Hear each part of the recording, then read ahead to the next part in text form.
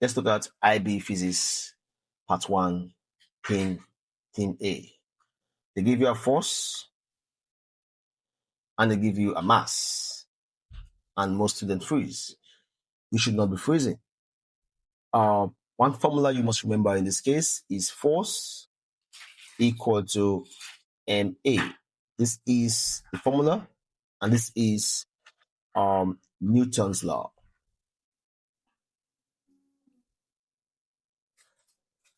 Now, the F stands for the net force. It's in Newton. The M is the mass in kilogram. And you have the A there, which is the acceleration. Now, acceleration is in meters per seconds squared. Now, given a question says a 4 kilogram object experiences a net force of 20 Newton. So the mass is 4 kilogram. And the net force, F, is 20 Newton. We have to find the acceleration. Remember, the formula is force equal to ma. So to find acceleration, we'll divide both sides by m. So divide this by m, divide this by m.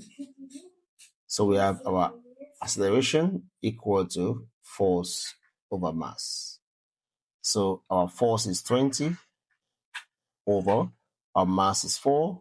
So therefore, the acceleration is 4 into 20 is 5 meters per second squared. So that is your answer. You must always include the units to get your full marks. Here is a trick for you to remember how to transpose. If, for example, you want to find force or the mass or acceleration, you can use what we call the formula triangle. The force on top, then the mass and acceleration at the bottom. Now, to find force, you cover the force, cover it up. So what you have left is what? Is MA. Now, to find mass, you do what? Cover the mass. So what you have is what? Is force over A. Good. To find acceleration, you cover acceleration. So what you have is what? Force over M.